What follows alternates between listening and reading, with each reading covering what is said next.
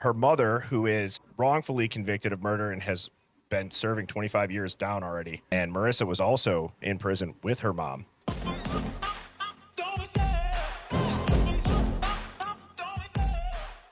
As you all know, these are some of my favorite streams. I do this once a month. It is the last Sunday of every month. So we have two extremely interesting background stories with these guests tonight. So there will not be a lack of anything to talk about. So how I usually like to start these things is with just a very simple question, and that is, we're going to be talking about the Idaho 4 case tonight. What was the first thing about the Idaho 4 case that made you stop, pause, and think and say, hold on here, something is not just wrong, it's completely wrong? There's a background story to it for me. And I was in, I left Alaska to get closer to my son, who was going to school in Moscow. And I had raised him in a little town close to Moscow named Lewiston. And I'd gotten to Lewiston by way of Boise, and I'd gone to Idaho by way of someone who I thought was an honest person, who was an extremely dishonest person. So once you're in Idaho, and it's true for a few other states, but once you're in Idaho and you're here for 6 months, and I was pretty naive, you can't leave without your ex's permission. So a lot of the things that we went through were tied into a lot of the actors that are in this whole story. I knew that there was something up when I saw it on the news. And then after that, I was quite vocal about it. And then I realized really fast not to be vocal. So this is really exciting for me to be where a lot of people are just like, oh, you can say whatever. I'll give the disclaimer, which is this is a contrarian thinking live stream. So if you're easily rattled or offended on behalf of others, this is not going to be the stream for you. But if you like to look into things, question the mainstream narrative, maybe you're known as the conspiracy theorist in your friend group, you found your people, you're amongst friends. Cleo is obviously out in that neck of the woods. And then Marissa, her mother, who is wrongfully convicted of murder and has been serving 25 years down already. And Marissa was also in prison with her mom. I can draw a lot of parallels from the Idaho 4 investigation and the storyline to my mother's case. There's a lot of behind the scenes stuff that happens that people don't talk about. And it's pretty insane. What were some of the parallels? So you'd said it's a college town, but maybe talk us through, a couple of them. Parallels like the DNA. My mom's convicted of murder. She's serving a life sentence in Michigan. They have no good time. So she is doing what we call letters. It's natural life, unless she can get an appeal granted. The lack of DNA evidence during my mom's trial, one of the officers transported evidence to the lab, to a different laboratory, and had someone examine it. And the officer said, we need to find something. And those were his exact words. It is in the transcripts. And then all of a sudden they pop up with something that they think is duct tape residue.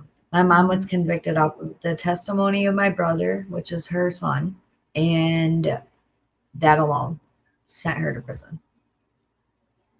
I got just goosebumps on my legs there. Jeez. So has she been fighting for an appeal, or did she try to take an appeal and it had failed? And now you're saying she's looking for another opportunity to do so? She has exhausted all but her last appeal, which is the 6,500. And also we're working to try to get Attorney General's office to look at the case and reinvestigate.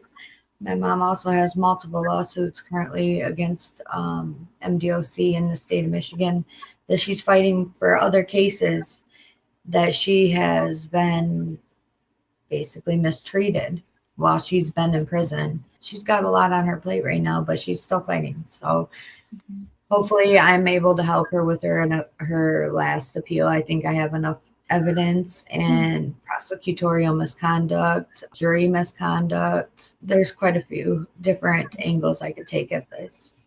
Wow. It's insane that it can happen to any one of us.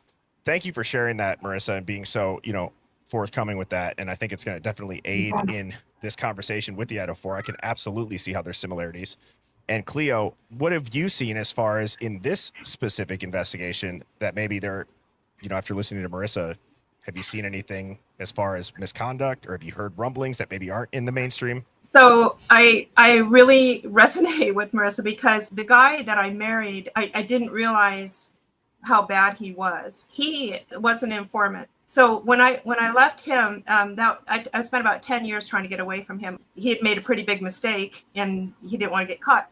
So it was after that he hired people to go after me and turned our lives into a pure sheer hell. And I was in court constantly. I was threatened prison time. Wow. They made up stories about me being a drug addict, having a car filled with marijuana. It was really scary. They would tell my son that his mother was going to go to jail. They would tell him that he was going to go to jail, nosedived into the situation and saw a lot of things. There's a Motel 6, in Clarkston, where my ex used to take our son when he would come, and he had unfettered access to him. The state of Idaho said he can have unfettered access. I said, this guy is doing really bad things. They didn't care. So he'd take him over there, and that place was busted for child sex trafficking. Get the hell out of here. Yeah, but there's like no footprint of him at all. There's no footprint of my brother anywhere. Yeah. Whoa. Anywhere. He can't be located on Facebook, Instagram. Yeah. Like, I can find his address, but he has no social media, none at all. Yeah. Which is weird. Did he get put into WITSEC, or did he so one of the questions that came up a couple times with when you shared your part, Marissa, was your brother taken out of context? Was he mistaken? They found a body in the river, Muskegon River, and they pulled it out, and they ruled it as an accidental drowning with acute cocaine overdose.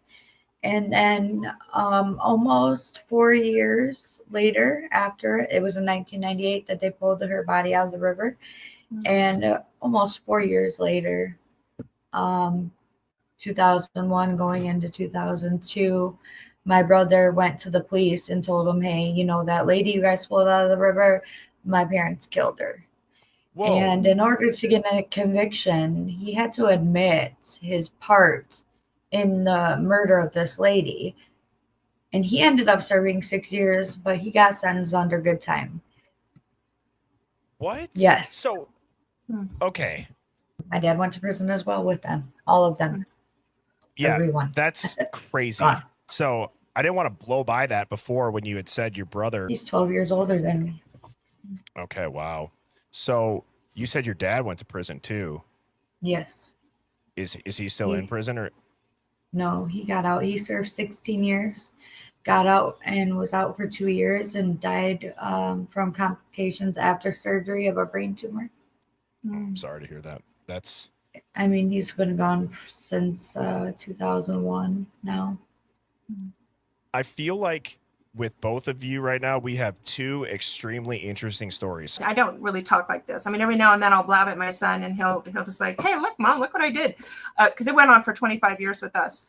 The guy who had the Motel 6, he was away for a while they gathered all his information. And now when he came back a born again Christian, all over Facebook. Jesus is love, got his motel back.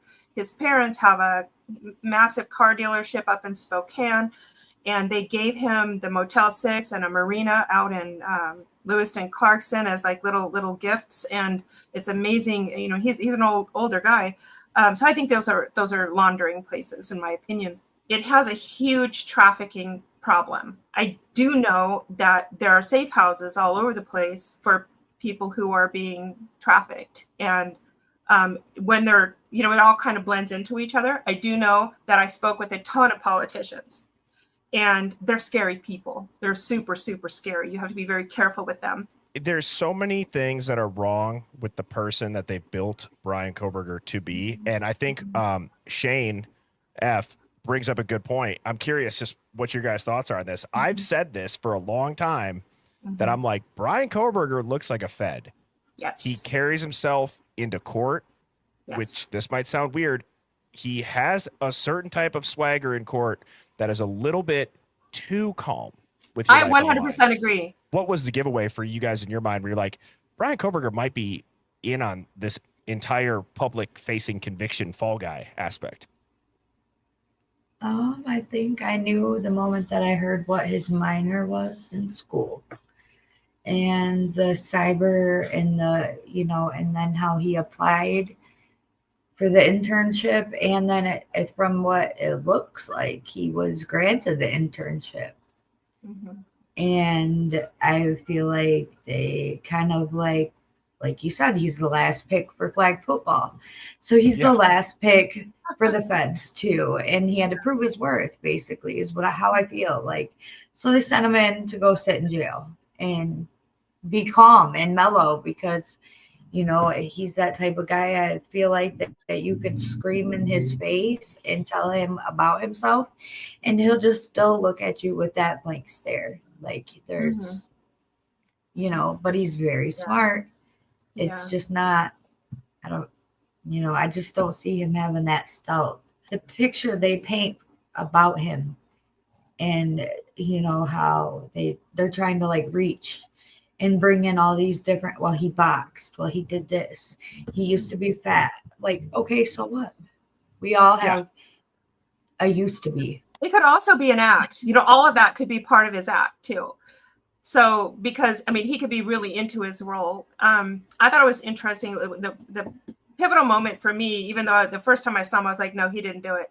And it's because of my background and my work. But was when they brought him into Lewiston, and into the Pullman Airport. They brought him in at night, and he was wearing a bulletproof vest, and he was wearing a helmet. And I was like, they're protecting him. They know that he could get killed. And they didn't want him getting killed. They've said criminology. They've looked into this and that, and they've twisted it to be guilty.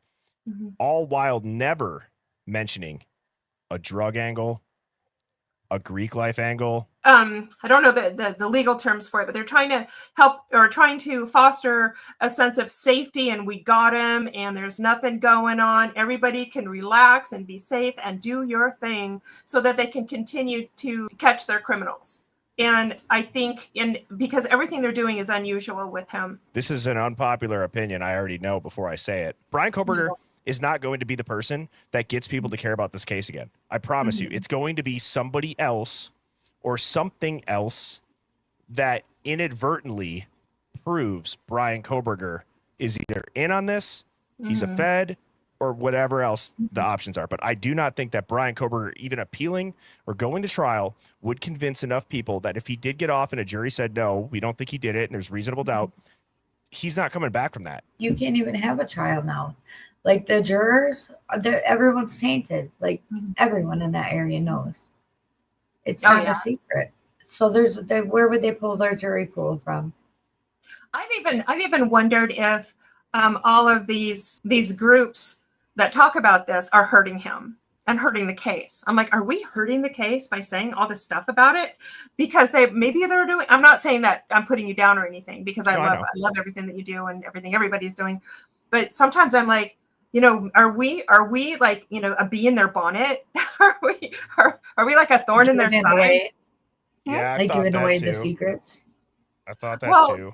I get what you're saying, because like, let's say this is some deep operation. Are people like us who, we see through it rather quickly compared to maybe the rest of the public? That's why I've said too, I'm only going to ever use public information. I don't have any interest in getting myself or anybody in the Hive in trouble for doxing or putting something out there that would get other people in trouble or whatever, right? If I can connect dots and logically bridge build through public info, so be it. Here's the thing too. I feel like if the feds are able to pull this off, and we've seen other shit that they've pulled off, none of us are probably ever going to be able to find them if they go into it, especially with this high profile of a case. This isn't just some random domestic, violence thing where you have to go under a new identity and move a couple states away. I mean, we're talking, you were on the world news. Yeah. Yeah. And whether or not they want to let you back into the U.S., they might, stamp your passport, cannot go to the U.S. You never know. Like if they're in another country. I mean, I hate to say it, but Canada is right there, and people don't really realize That's a whole nother country. With a whole nother set of rules and a border. If, like the theory that we were floating out with going back to the beginning, re-looking at it, how I said, well, what if some of the victims in that house were actually some of the perpetrators, right? And let's say that some people did survive. I agree. I don't know why it's hard for people to wrap their head around the fact that, newsflash, they don't have to stay in America, everybody. They can get way the hell out of Dodge. Yeah. Yep. And you know, I'm stuck on the verbiage, like the verbiage that Hitler had during his sentencing. Like, that matters. There was a reason he didn't say it. Theorizing who was killed and who was not, in my opinion, I think has a lot to do with the language of people in the media. So, like, who's been in the media and who's not been in the media? Well, 2 families have been in the media and 2 have not. In my opinion, I don't know. It could go either way. Are the 2 families in the media because their kids were the ones that were killed and then the other 2 are alive and they're being protected, or is it the opposite? Well, one thing I've noticed with the Gonsalves family is they're not grieving. And the Chapin family, they're not grieving. And I have never seen anyone grieve like that. I have never seen anyone look like that when they're going through any stage of grief. That's what I do for a living. That to me makes no sense. If any of them died, I would say it would be Maddie and Xana, because you don't keep your son's ashes like a cat or a dog in the basement and then run off to, what is that company? Othram. Yeah, and act all cheerful. And, you know, the Gonsalves family and the Chapin family, then they're getting all this stuff and they're just as happy and cheerful as ever. I'm like, I do not know that that's grief. You know, Nicole, thank you so much for the super chat and the question. Nicole had asked, since you're theorizing that it's possible that the people killed in Moscow were the perps and that BK is a decoy, do you believe that his admission and he's actually in prison is fake? Or like, so essentially they're saying, do you think that he's in on it and that he's not in prison and that that's fake? I can just quick answer that real quick and then I'll let you 2 go in on it. I would find it very hard to believe that if Brian Kohberger is in on it, that he's sleeping in a prison cell. I'd find that very hard to believe.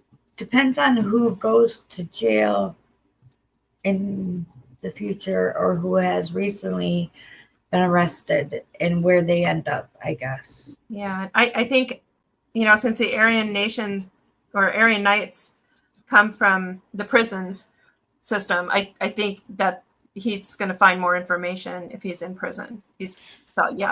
I'm glad you said that. And I've said this too about the funding that the NIJ was giving for predictive criminal behavior. And he had posted the Reddit survey, which people also forget that survey was linked to a survey that the school had to approve through their board. It's not like he's just doing this at home for fun, everybody. Yeah. And I mean, he was asking for ex-cons to answer these questions. So if he's in prison, I mean, who knows? Truth is stranger than fiction in these situations. I wholeheartedly believe that. What do you think would be the thing that would have to come out about this case to jolt people awake?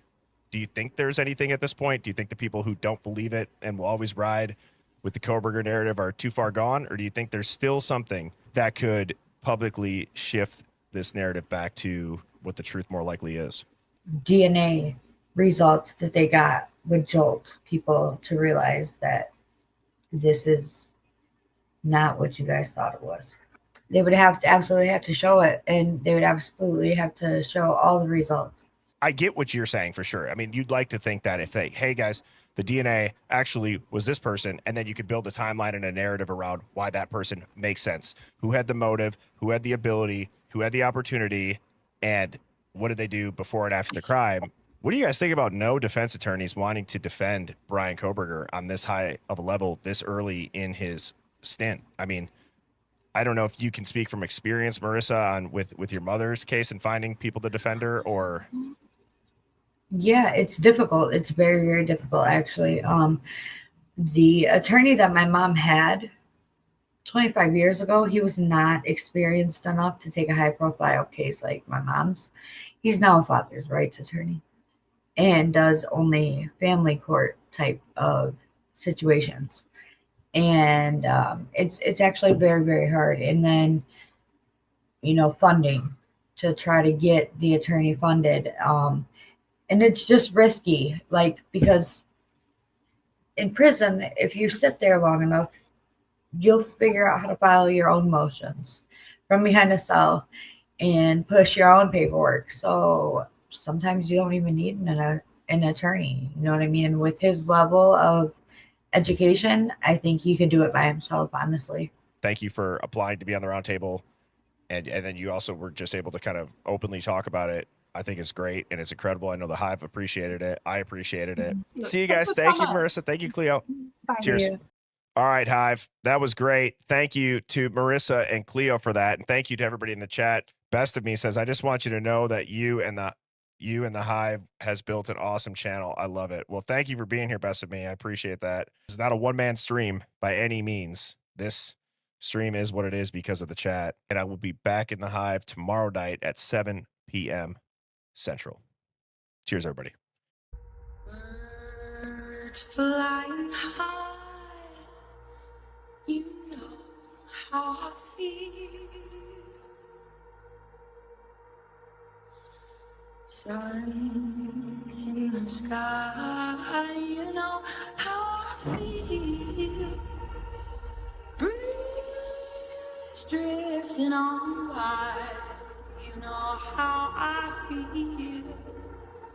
It's a new dawn, it's a new day, it's a new life for